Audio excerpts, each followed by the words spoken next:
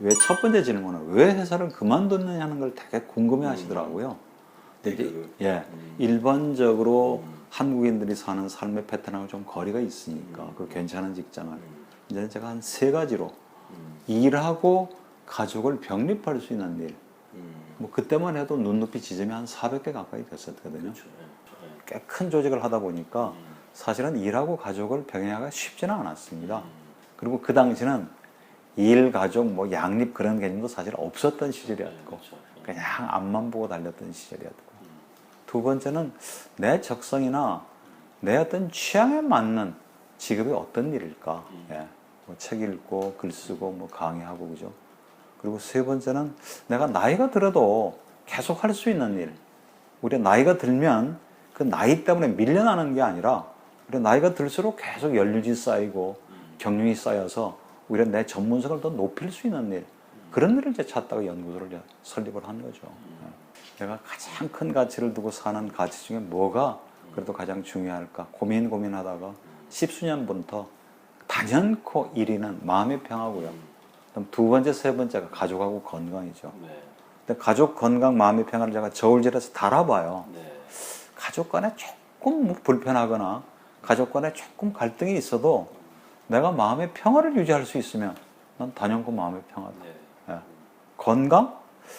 그전처럼 뭐 같지가 않고 조금은 좀 불편하고 어디가 약간 좀 아프고 뭐 또 어딘가 병원에 왔다 갔다 하더라도 마음의 평화를 내가 유지할 수 있으면 단연코 난 마음의 평화다. 제가 이제 석사까지는 경영을 전공을 했고요. 뭐 또 뭐 작지 않은 회사에 이제 경영을 맡다 보니까 이게 일 따로 가족 따로가 아니구나. 예. 정말 집안이 편안하고 별일이 없어야 내 일에 전념을 할 수가 있고요. 내 일에서 보람을 느끼고 즐거움을 느껴야 또 집에 가서 웃을 수가 있더라고요. 그러니까 그 당시는 그런 개념이 별로 없었습니다. 그래서 제가 이제 가정경영이라는 단어를 생각했고 그 연구소 이름을 뭘 할까? 그러니까 기업경영? 요즘은 뭐 주로 경영하면 기업경영을 떠올리잖아요. 그렇죠. 요즘은 이제 뭐 모든 분야에서 경영 마인드가 필요하다고 생각을 해서 병원 경영, 뭐 학교 경영, 국가 경영 그러는데 행복한 가정을 만드는데도 경영 마인드가 필요하겠다 생각을 하고 이제 가정 경영이라는 단어를 이제 붙인 건데 그래서 이제 오히려 사람들이 주목을 많이 받았죠. 그 전까지는 가정하면 뭐 여자들 영역이었고 뭐 집안 살림하고 애 크는 여자들 일이었고 대부분 또 그렇게 가정학을 전공하시는 분들이 여자분들이셨고 근데 그것도 기업에서 경영 활동을 하던 남자가 그것도 연구소를 다시 차리고 그래서 많이 주목받았는데 지금 저 큰 생각에는 전혀 후회가 없어요. 그래서 오히려 큰 돈은 못 벌지만 내가 아이들을 키우고 내 노년을 준비하는 데도 큰 도움이 됐고요. 그럼 대교의 그 대표이사 시절부터 지금의 일에 대해서 좀 생각을 하신 겁니까? 그렇지는 않았고요. 왜 그만두느냐 하는 질문하고 제일 또 많이 받았던 질문이 그만두면 대교 대표이사 그만두면 뭘 할 거냐는 질문을 그렇게 하시더라고요. 근데 저는 어떤 일을 정해놓고 하지는 않았습니다. 대교도 제가 한 20년 동안 몸담으면서 대표이사까지 그죠? 나름대로 그 회사에 녹을 먹었던 사람인데 내가 이 회사를 그만두면 뭘 해야 될 건가를 내 현직에 있으면서 챙긴다는 건 도리가 아니라고 생각을 하는 거죠. 그러나 그 방향은 가정일 거다, 가족일 거다. 그건 이제 뭐 부모님이 늘 키우시면서도 형제간의 우애를 얘기를 했고 가정의 화목을 얘기를 했고 또 제가 몸담았던 회사의 사시가 건강한 가정이었어요. 그래서 그때도 그만뒀을 때 어느 잡지사의 기자가 물어봐서 무슨 일인지는 2년 후에 나한테 물어보면 내가 정확하게 얘기해 주겠다. 근데 아마 그 방향은 가정이나 무슨 가족이라는 주제 아마 그런 것일 것 같다고 제가 대답을 한 기억이 아주 또렷한데요. 한 줄로 간단하게 얘기하면 가족 문제 예방입니다. 6글자로 딱. 교육을 통한 처음에는 제가 연구소에서 출판도 하고 행사 이벤트도 하고 뭐 여러 가지 상담도 하고 근데 이제 20년 되면서 하나씩 제가 다 정리를 한 거죠. 그래서 이제 20년을 맞으면서 딱 한 가지 이제 남긴 게 교육입니다. 교육을 통한 가족 문제 예방. 그러니까 문제가 터져서 막 이혼을 앞에 두고 어떻게 할까요가 아니라 예를 들면 결혼하기 전에 결혼 생활 준비를 어떻게 할 건지 부모가 되기 전에 부모가 되기 위한 준비와 공부는 어떻게 하는 것이 좋은지, 중년기의 위기를 맞기 전에 그 위기를 어떻게 하면 슬기롭게 잘 헤쳐나갈 수 있는 지혜를 미리 배우자는 얘기죠. 가족 간의 대화, 부부 간의 대화, 많은 사람들이 우리가 이렇게 나누는 게 대화고, 그게 뭐 다 그냥 뭐 대화하는 건데, 굳이 그걸 뭐 다시 돈 들여서 시간 들여서 배울 필요가 있겠느냐고 하는데, 제가 들여다보면요, 대화 때문에 참 많이 싸워요. 은퇴 준비를 어떻게 할 건가? 노년기를 어떻게 맞을 건가? 내 죽음을 어떻게 준비를 할 건가? 그게 다 저희 가정계획연구소의 교육 주제입니다. 찾아오시는 분은 예를 들면 뭐 돈 문제, 뭐 그죠? 자식 문제, 뭐 또 직업 문제, 양가의 갈등 문제, 성격 차, 대화 부족, 뭐 외도, 뭐 종교 여러 가지 건들로 상담을 해 오시는데 이렇게 가만히 들여다보면요, 가장 큰 이유 중에 하나가 결혼 생활에 대한 준비, 결혼 생활에 대한 공부, 부모됨에 대한 의미를 제대로 좀 따져보거나, 아, 부모가 된다는 게 어떤 의미인지, 남편 역할을 어떻게 해야 되는 건지, 아내 역할을 어떻게 해야 되는 건지, 세상이 바뀌면서 부모의 역할은 어떻게 또 바뀌는 건지에 대한 기본적인 공부와 준비를 너무 안 하는 것 같아요. 그게 첫 번째 이유인 것 같아요. 그것도 공부해야 되냐고. 결혼하면 그냥 부모 되잖아요. 그죠? 그래서 이제 그런 것들이 첫 번째 이유인 것 같고, 제가 한국 가족을 유심히 좀 들여다보니까요, 지나치게 밀착된 가족 관계도 한국의 가족들이 갖는 가장 큰 문제점 중에 하나인 것 같아요. 지금 밀착돼 있다. 예.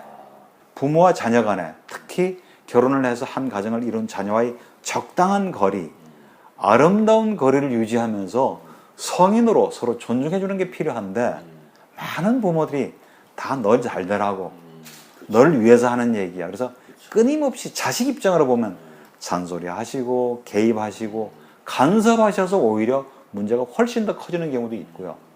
자녀들 또한 결혼을 하고 가정을 이루었으면 독립해야 되잖아요. 그리고 가장 중요한 거는 경제적으로, 정서적으로 독립을 해야 되는데 그게 독립이 안 되는 거예요. 여전히 부모한테 기대고 손 벌리고, 그죠? 예. 그러니까 지나치게 밀착된 가족 관계가 흡사, 끈끈한 가족애인 것처럼 착각하시는 분이 있는데 그게 건강하지 않은 겁니다. 예.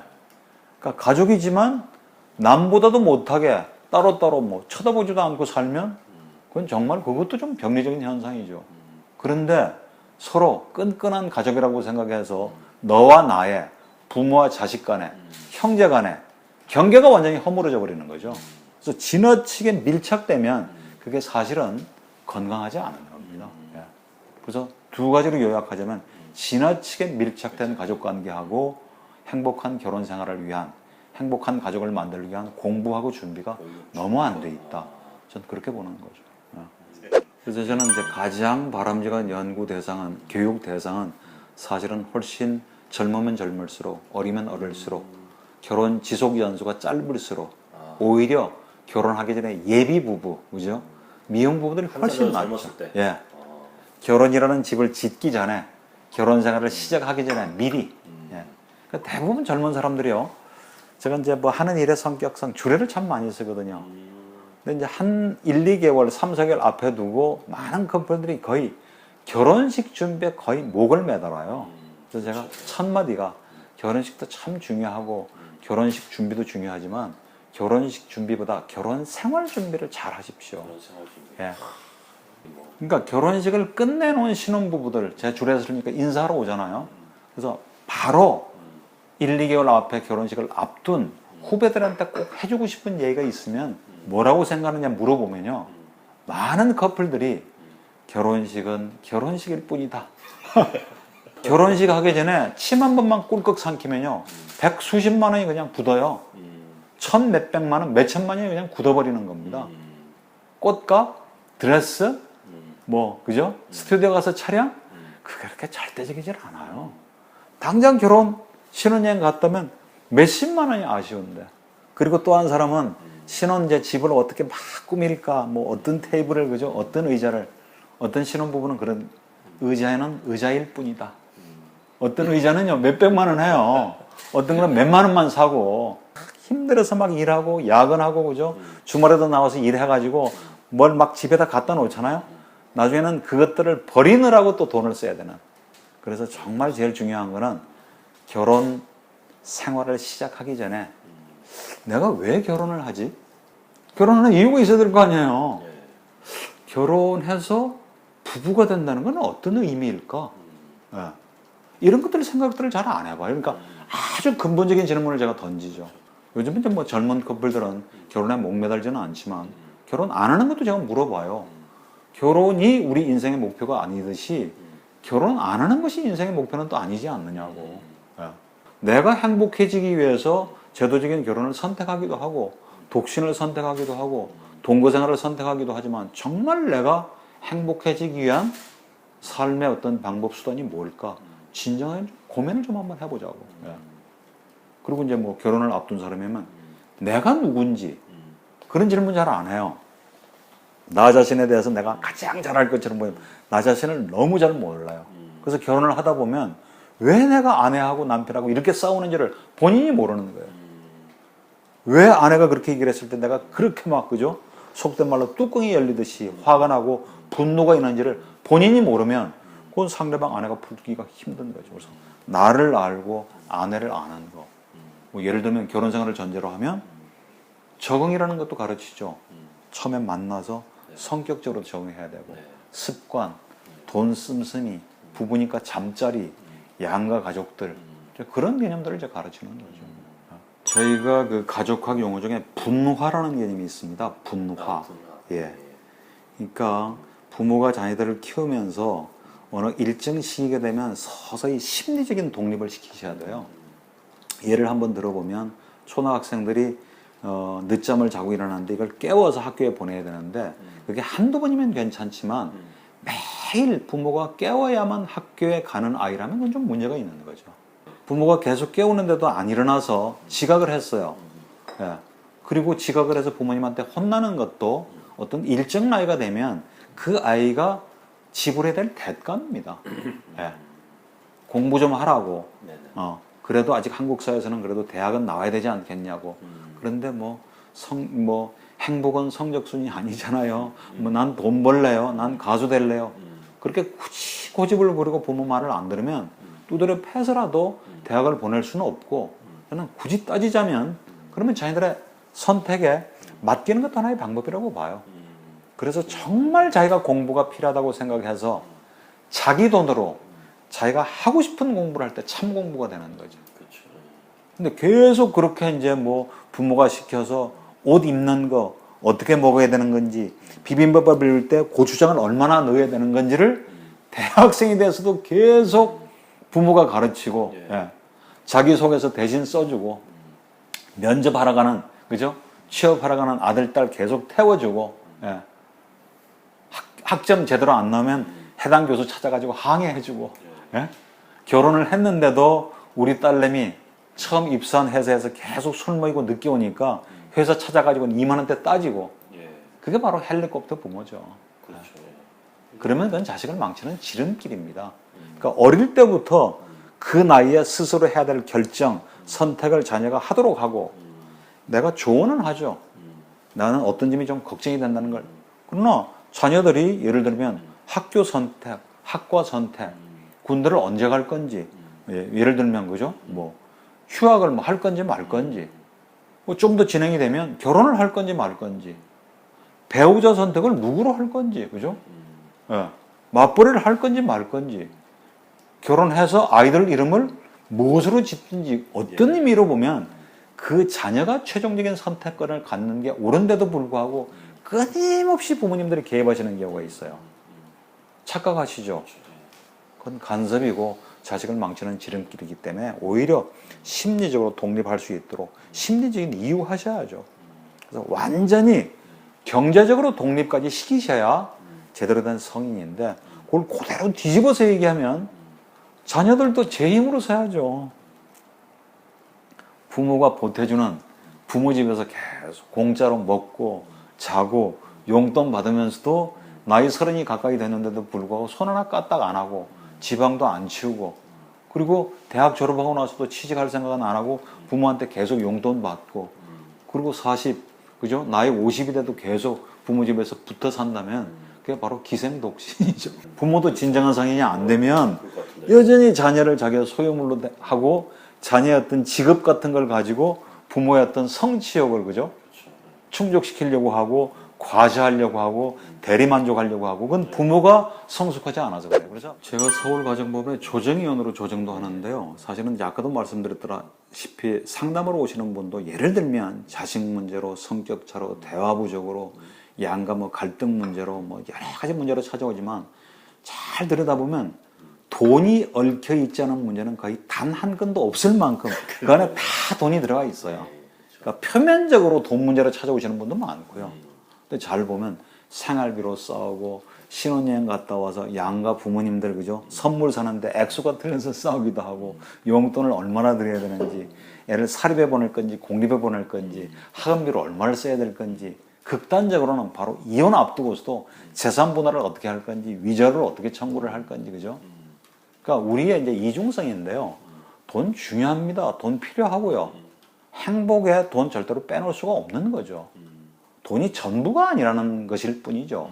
그리고 행복 경제학들의 연구를 보면 어느 정도의 소득이 되면 일정 수준 그 임계점을 넘어가게 되면 돈이 많으면 많을수록 행복해지는 게 아니라는 얘기이지 기본적으로는 경제적인 여유 없으면 지지고 볶고 훨씬 갈등과 불화가 심합니다. 그리고 제가 이제 전제로 하고 하는 얘기인데 부모가 자녀를 가르칠 때 가장 중요한 게요. 무조건 돈 많이 버는 거 그게 중요하지 않다는 얘기죠. 돈에 대한 건강한 가치관을 가르쳐 주셔야 돼요. 돈이 많으면 많을수록 행복하다고 치면 우리가 잘 아는 우리 국내 기업의 대기업 총수들 그죠? 그런 분들이 훨씬 더 행복하셔야죠. 예? 근데 그분들이라고 해서 뭐 예를 들면 자기 몸을 누이는 침대가 뭐 그죠? 장충 체육관만 하거나 나중에 뭐 세상을 떠날 때 자기 몸을 누일 수 있는 관의 크기가 뭐 그죠? 그렇지는 않잖아요. 그런데 그건 그런 걸 전제로 하는 건데 현명한 소비 습관이요. 대단히 중요하죠. 근데 요즘 보면요 끊임없이 유혹하잖아요. 이런 새로운 게 나왔는데 아직도 애들 하는 말로 그 후진 거 갖고 있어? 야, 핸드폰 바꿔야지. 컴퓨터 모니터 바꿔야지. 끊임없이 자극하죠. 사도록. 그게 다 끌려가서 소비를 하려고 치면 자기의 벌어들이는 수익 가지고 감당을 못하는 겁니다. 그러니까 열심히 야근하고 뭐 그죠 주말에 나와서 일해서 끊임없이 뭔가 좀 더 좋은 차, 넓은 차, 럭셔리한 차, 수입차 타고 다니면 더 행복해지나요? 40평, 60평 그죠? 뭐 펜트하우스에 살면 더 행복해지나요? 그게 아니는 거죠. 그러니까 건강한 가치관 그게 가장 중요한 건데 그건 말로 가르칠 수 있는 게 아니라는 거죠. 부모가 어떻게 살고 있는지 그걸 아이들은 그대로 보는 겁니다. 부모가 모델인 거죠. 그러니까 돈을 그저 열심히 땀 흘려서 정직하게 버는 것도 중요하고 목돈을 만드는 것도 중요하지만 돈에 대한 건강한 가치관 그리고 현명한 소비 습관 자기 수입 범위 내에서 현명하게 소비하는 거 그리고 무조건 그죠 주식 투자 뭐 그죠 금융상품에 투자하는 거 배관시하는 것도 문제죠. 이제는 재무 설계가 필요해요.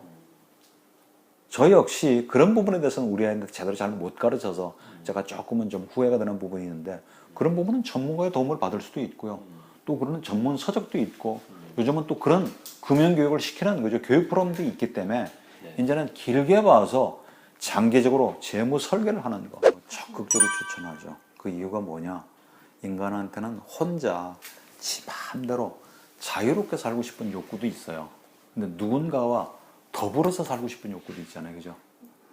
그러니까 여러 가지로 우리가 이제 뭐 결혼 생활의 문제도 있고 제도의 문제도 있고 하지만 그 인간의 가장 기본적인 욕구를 그래도 충족시켜 줄 수 있는 최선의 방법이 저는 결혼이라고 믿거든요. 아직까지는. 예. 잘 한번 생각해 보세요. 독신 괜찮죠? 능력이 있는 남자일수록 여자일수록 결혼을 사실 미뤄요. 결혼을 안 하겠다는 비혼은 아니지만 내 일이 먼저니까 그죠? 내 취미, 내 공부가 먼저니까 결혼이 자꾸 늦어진다고요. 그런데 이제 나이가 점점 들면 들수록 그 독신이 갖는 장점이 상대적으로 준다니까요. 그러니까 결혼 안 하고 애 안 낳으면 그렇게 지지고 볶는 세상은 안 겪을지는 모르지만 정말 중요한 참 기쁨, 참 희열, 행복을 맛볼 수 있는 기회가 아예 봉쇄되는 거니까 혼전 동거는 전 신중한 반대입니다.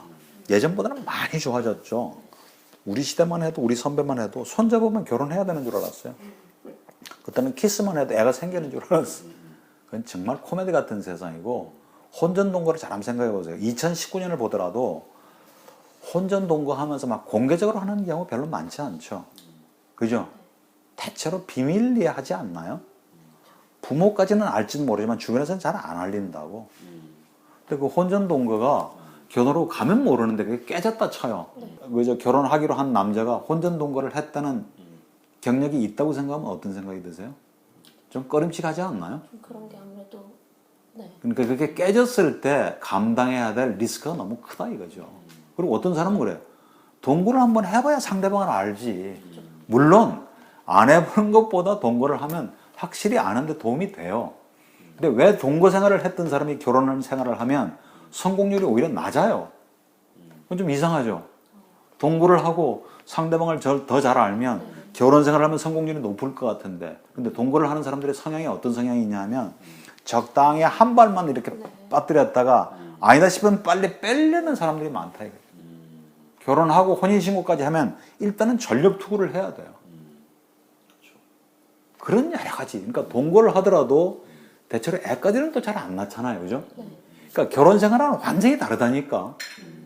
그러니까 동거를 안 해보는 것보다는 동거를 해보면 상대방을 아는데 도움이 되긴 하지만 여전히 다른 사람 모르고 애 안 생겼고 동거를 하면서는 뭐 명절 때 가고 양가의 가족관계가 성립이 안 되잖아요.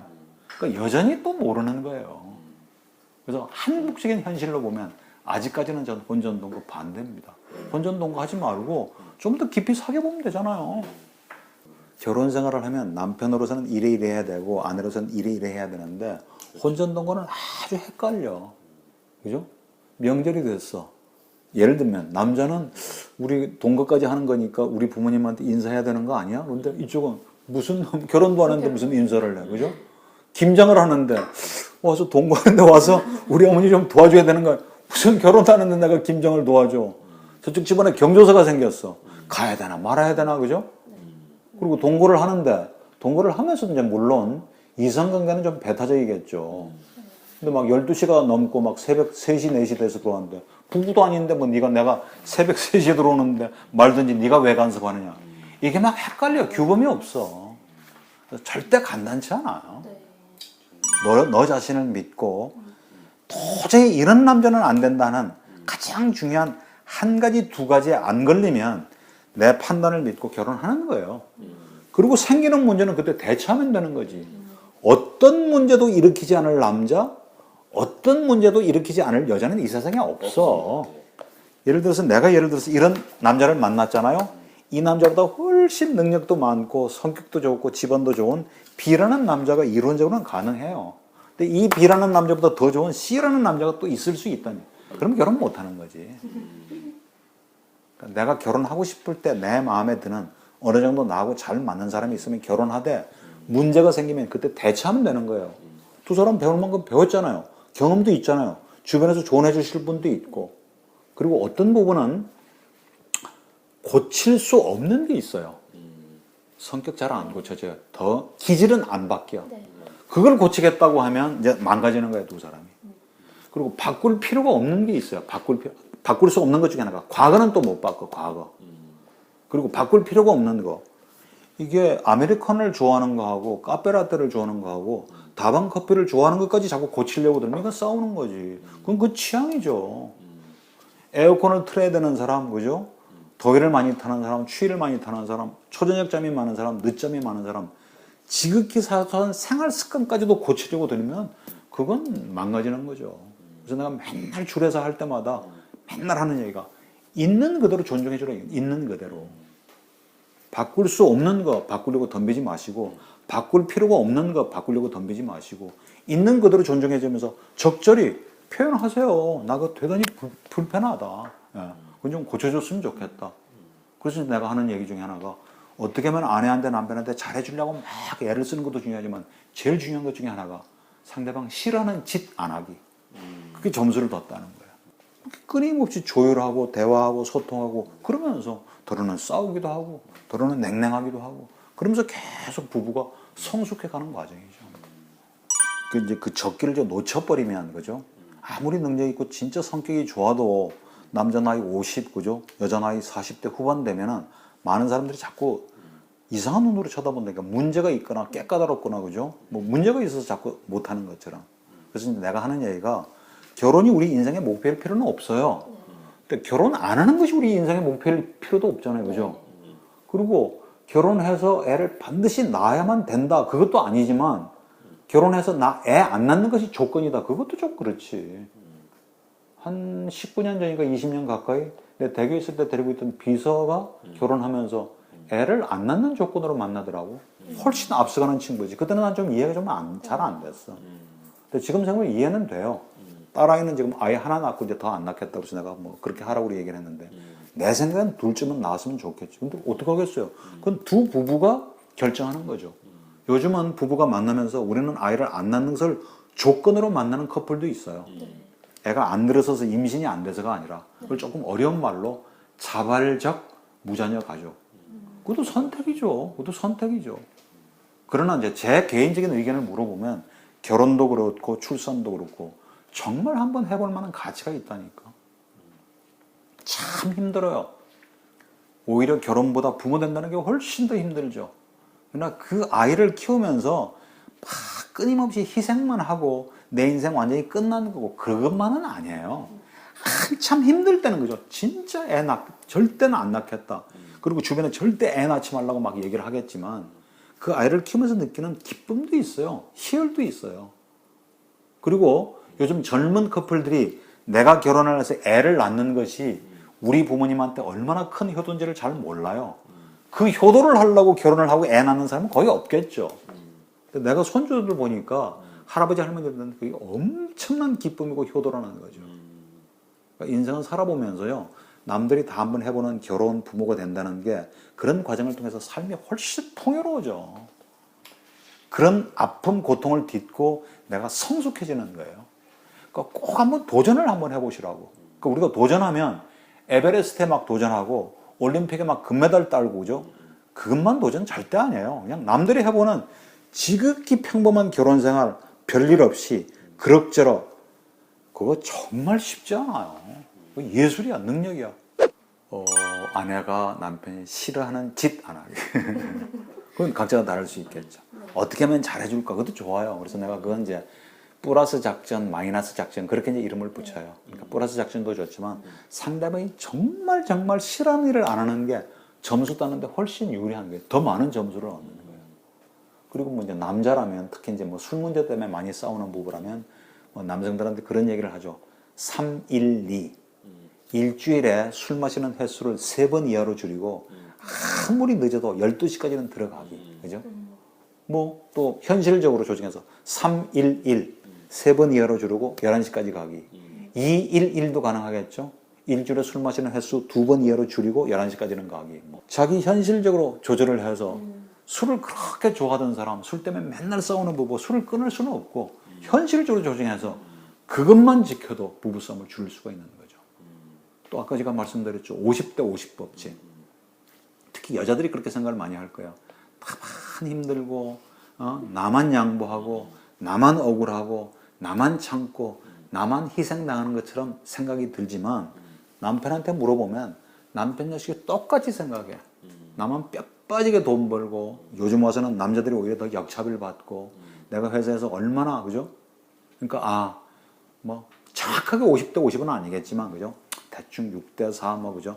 아무튼 상대방도 그럴 거다 생각하게 되면 훨씬 마음이 조금 부드럽게 풀리지. 또 하나, 또 아까 제가 얘기했잖아. 줄여서 얘기할 때 있는 그대로 존중해주기. 우리 남편 정리정돈 잘 못하지만, 그죠? 우리 남편 기념일 됐을 때 막 기념일 챙기고 뭐 선물하고 사랑해 뭐 이런 얘기 잘 못하지만 우리 아내 옷 입는 센스가 없어. 우리 아내 음식 만드는 게 조금 그래. 그죠? 뭐 그런 대로 고칠 수가 없는 거니까 그냥 있는 그대로 10수년 살아보고 20몇 년 살아봐도 안 고쳐져. 그리고 고칠 필요가 없고 그냥 그걸 받아들이는 거예요. 포기하라는 얘기가 아니라 그냥 있는 그대로. 그래서 내가 맨날 주례할 때 얘기를 하죠. 두 사람 세워놓고 옆에 있는 이 남성을 남편으로 맞아들인다는 사실은 이 남자가 가지고 있는 장점, 강점, 자원, 재산만 내가 선택하는 게 아니라 이 남자가 가지고 있는 단점, 문제점, 부끄러운 점, 이 남성이 가지고 있는, 이 가족이 가지고 있는 한보따리의 문제까지도 내가 동시에 선택하는 거예요. 그러니까 이 남자가 돈 잘 벌고 나한테 잘해주면 내 남편이고 나한테 못되게 굴면 남편 아니고 당장 이혼해. 그게 아니라는 거지. 그러니까 아까 얘기했던 대로 시라는 짓 안 하기. 그죠?